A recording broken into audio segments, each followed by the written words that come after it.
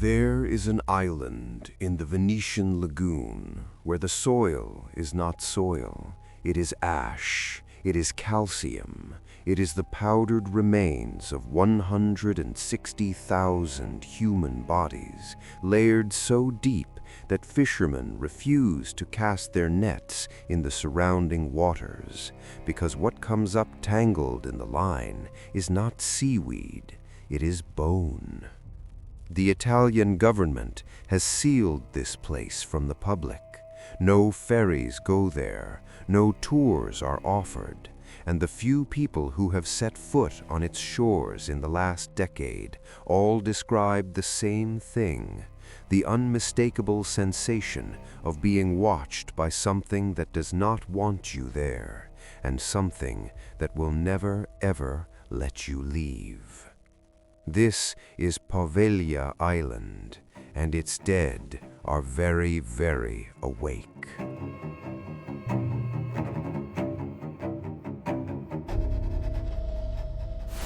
To understand what Poveglia became, you need to understand what Venice was, and what terror once arrived on its waters. In the year 1348, merchant ships began docking at Venetian ports carrying cargo from the east, but they also carried something else. The crews were dying. Black swellings had erupted beneath their skin, in their armpits, their necks, their groins, swellings the size of eggs that wept dark fluid. The stench was unbearable. Within days of the first ship's arrival, the disease had leapt from the docks into the city.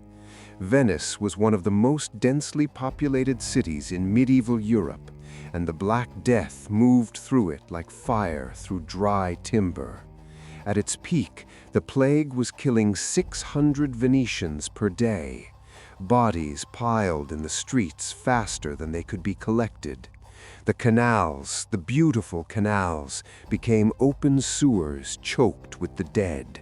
The city was drowning, not in water, but in corpses.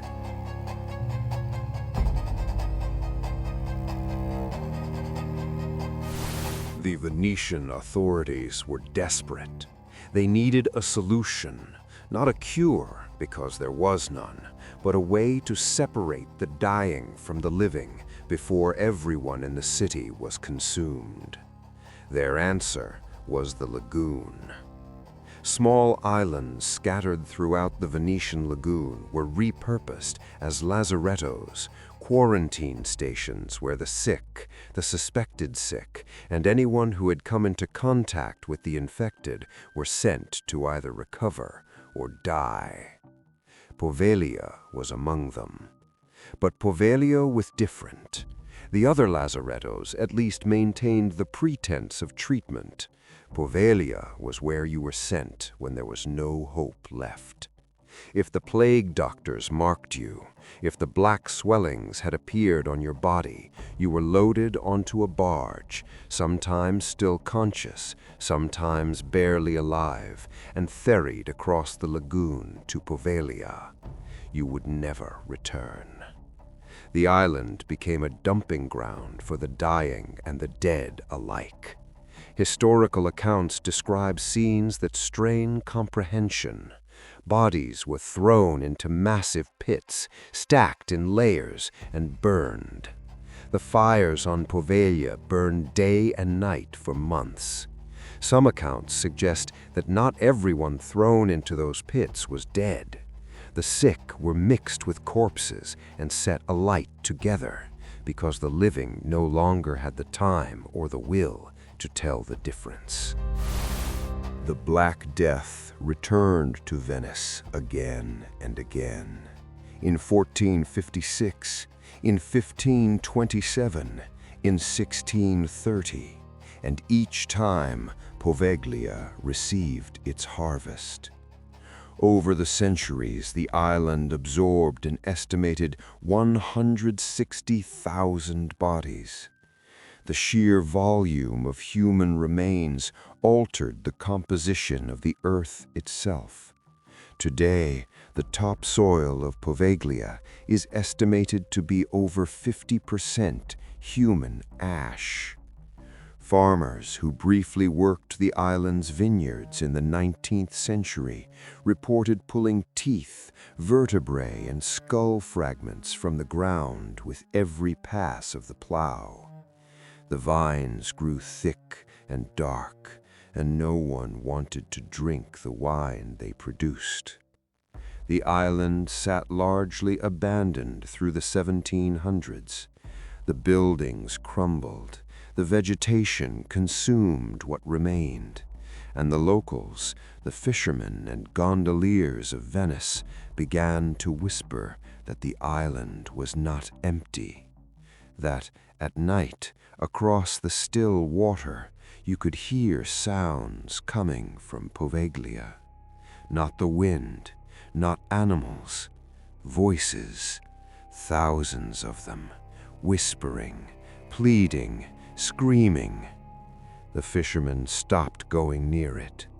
They said the dead on Poveglia had never been given proper burial, never been given last rites, never been mourned, and so the dead did not rest.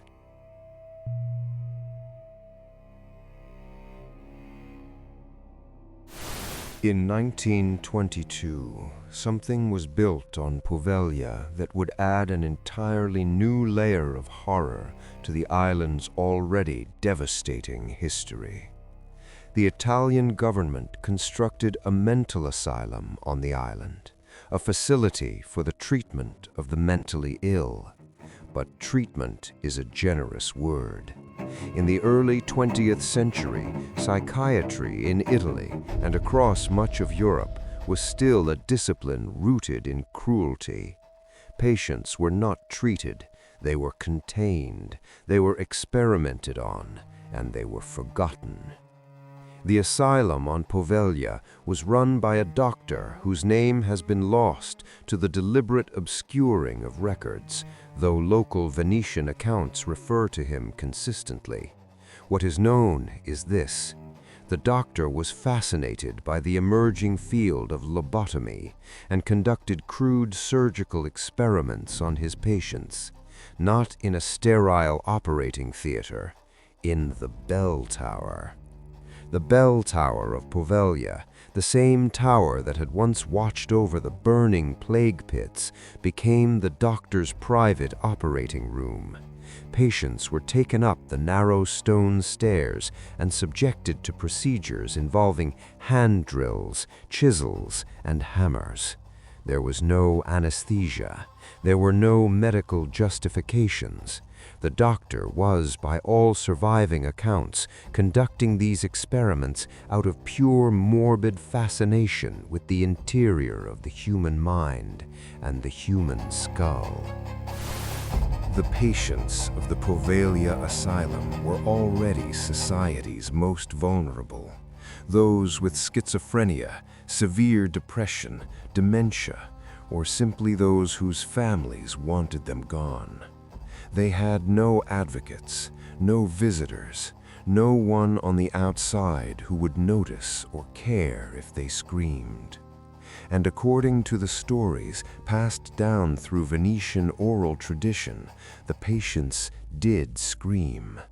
But they also said something else, something the staff initially dismissed. The patients reported seeing things, shadows that moved on their own, figures standing at the ends of hallways that vanished when approached. They heard whispers in languages they did not speak. They said the walls bled. They said the dead were everywhere, watching them, touching them, standing over their beds at night.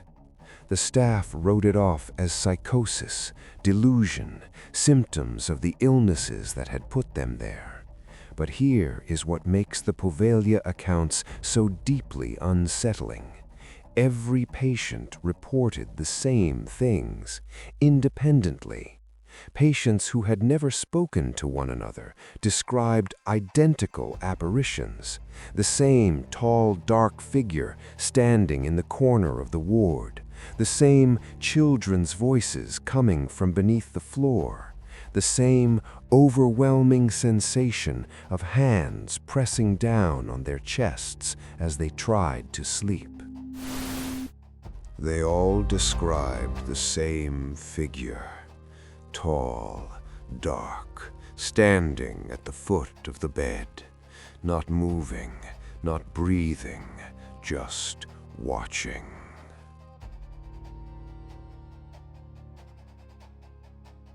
The doctor continued his experiments for years, but then, and this is where the documented history fractures into something darker, the doctor himself began to change.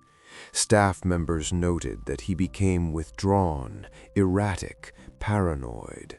He reportedly told a nurse that he was being visited at night by the spirits of plague victims who demanded he stop what he was doing.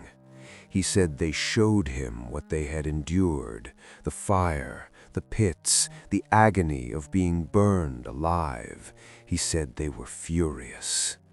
And then one day, the doctor climbed to the top of the bell tower, the same bell tower where he had operated on the minds of his patients, and he jumped, or was pushed. The accounts diverge. Some say he threw himself from the tower and died on impact.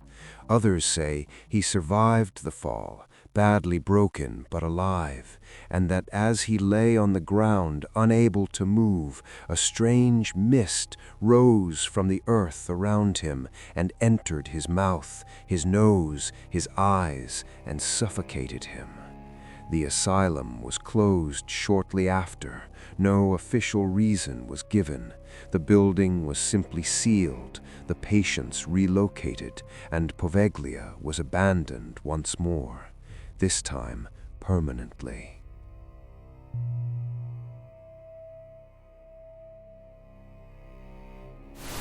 Poveglia has been abandoned for nearly a century.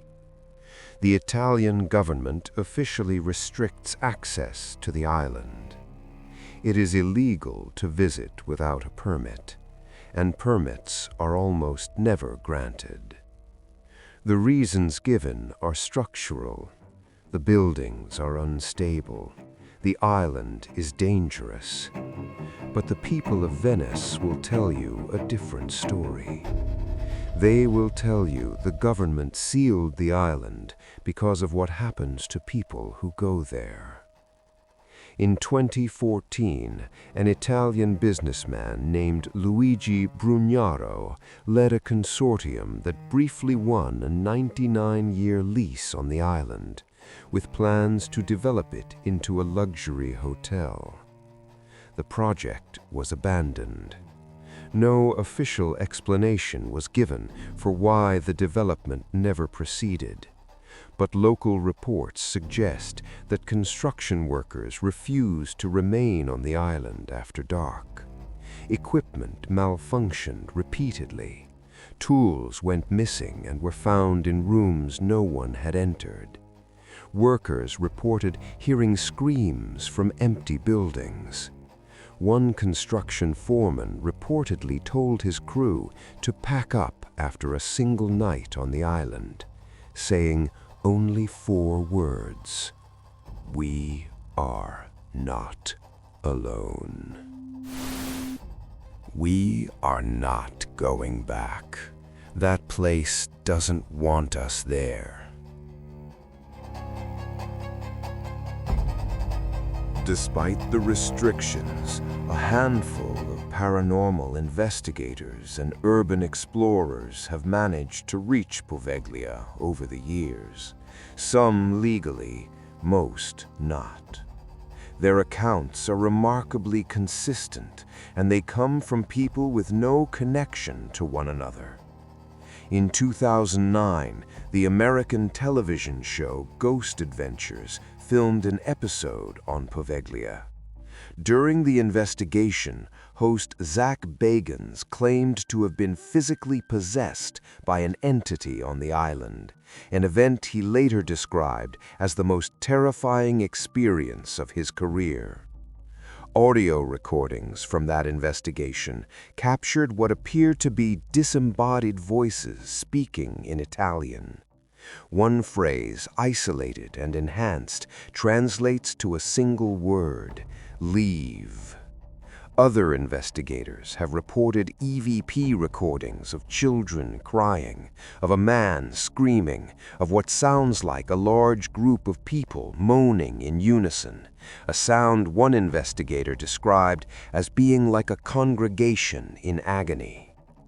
Temperature readings on the island are erratic. Equipment batteries drain in minutes, compasses spin, and nearly everyone who has spent time on Poveglia after dark reports the same physical symptom: an intense, almost unbearable pressure on the chest, as if invisible hands are pressing down, trying to push you into the earth, into the ash, into the place where the dead are. The sheer scale of death on Poveglia is difficult to comprehend. Over 6 centuries, the island absorbed wave after wave of the dead, each era adding its own layer of horror to the soil.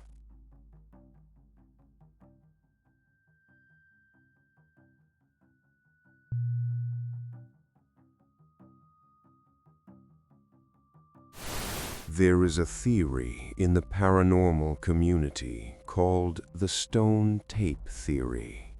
It suggests that traumatic events can be recorded into the physical materials of a location: the stone, the soil, the very matter of the place, and that under certain conditions these recordings play back, like a tape loop. The screaming, the suffering, the terror, all of it absorbed into the earth, into the walls, and replayed forever. If this theory holds any truth, then Poveglia may be the most heavily recorded location on the planet. 160,000 plague deaths, decades of asylum torture, a doctor's madness and his final fall. Centuries of suffering compressed into an island barely 17 acres in size. Every square foot of that soil holds the remains of the dead. Every stone in those buildings has absorbed screams. The bell in the tower, locals say it was removed decades ago, but that on certain nights you can still hear it ringing across the lagoon. A bell that no longer exists, tolling for the dead that never left. The Italian government has announced no plans to ever open Poveglia to the public.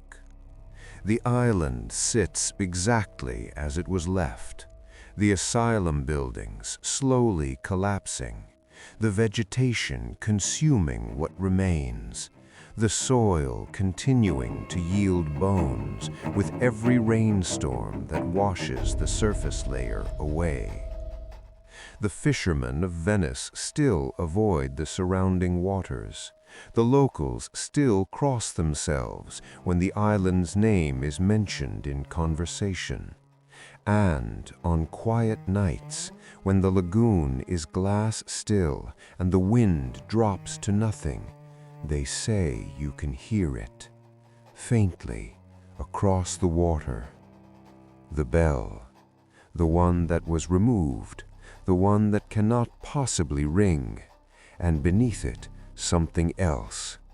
Voices, not shouting, not screaming, whispering, as if 160,000 mouths are trying to tell you something all at once, and the message is always the same.